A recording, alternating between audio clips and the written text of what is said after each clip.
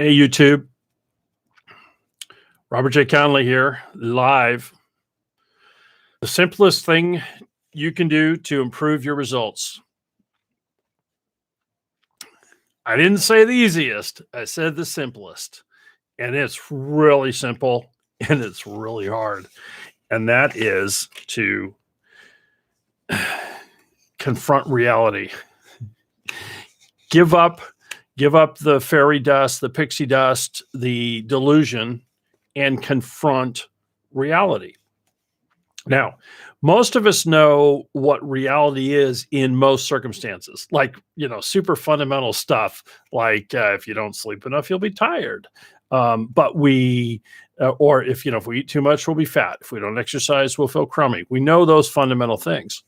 But where we delude ourselves is in denying the immediacy or the enormity of the results of the results of those decisions over the long term. And so, the effort that it takes to put your actions under the microscope and to confront reality, I guarantee you are well worth it over the long term. But it's not something that we seek to do daily, that we need to do daily, and that we need to observe just those little places where we go off course. And I want to give you, a few examples. So it's also, it's about also coming out of what I call the state of, I wish it weren't so. And it's, again, this is a dangerous little floaty place because we can climb into it or suddenly find ourselves in it and start to realize that, I wish it weren't so that my actions of the past or my failures to act in the past are now bringing me to this point in life. And so the number one thing is to just have a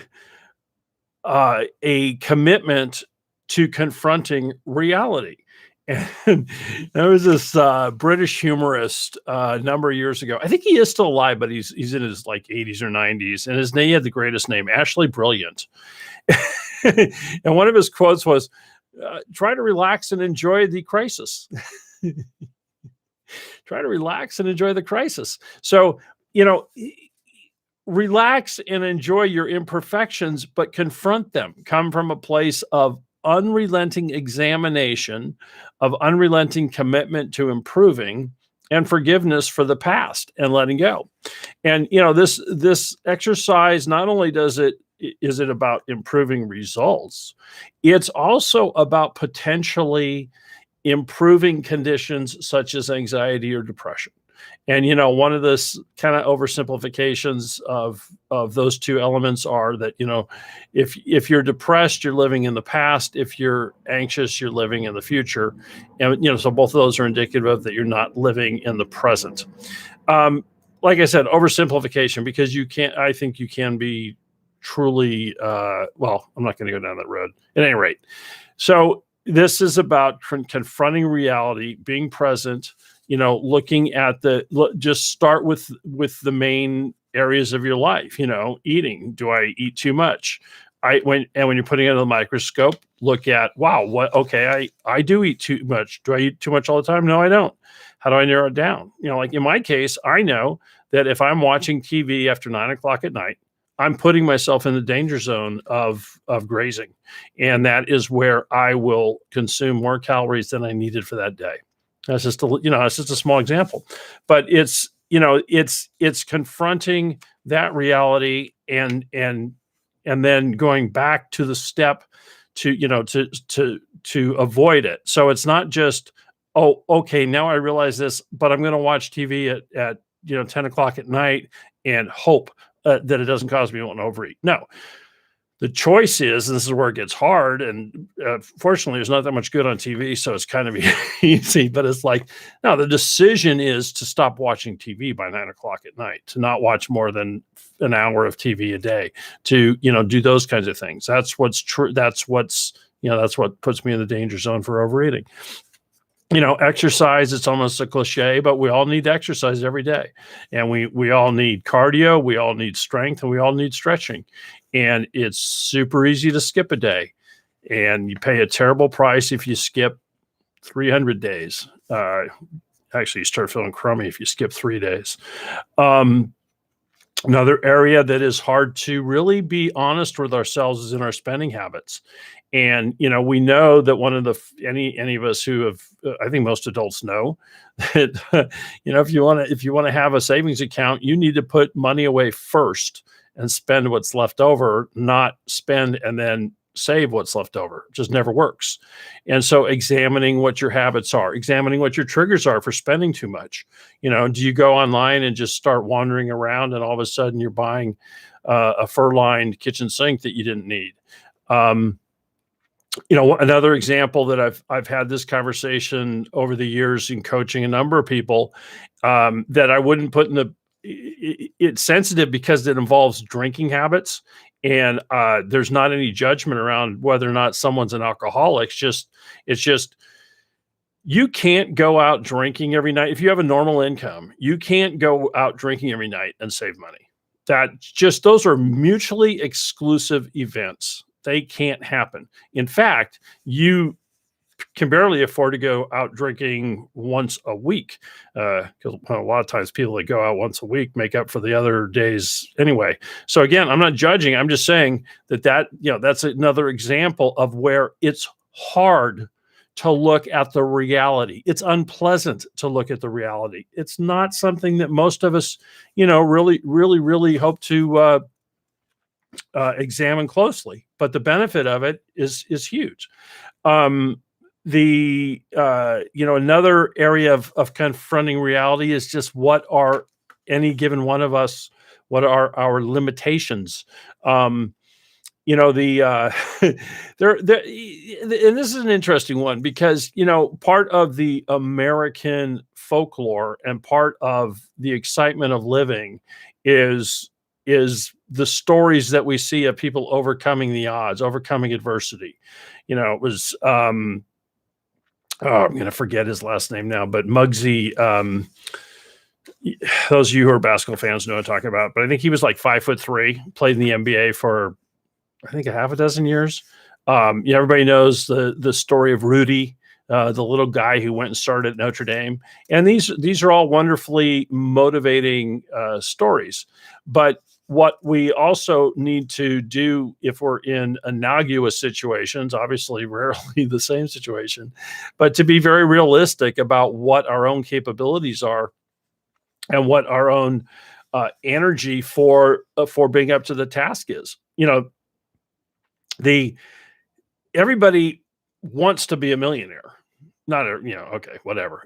Everybody wants to be a millionaire. Few are willing to pay the price. Well, that's one way of putting it, but also few have the energy to pay the price. Millionaires and billionaires, I mean, look at our billionaire class. Your billionaire class works around the clock, are just incredibly disciplined people, are all these things. And so, the reality check that you would give yourself as far as your capacity in business, your capacity to perform at the highest level in any given arena, those take good, hard reality checks. And sometimes those reality checks can't happen until after you've tried those things. Sometimes they can be done in preparation of those things. But the most important thing is to, have the commitment to reality, the commitment to ruthlessly challenging yourself. Are you being realistic? I'll give you one last example, and this is one that goes around all the time, but and it drives me nuts because there's like this even set of allegedly reputable firms that are going around.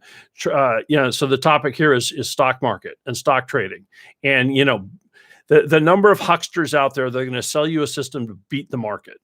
Now, we'll go to the cliche. Warren Buffett, he beat the market.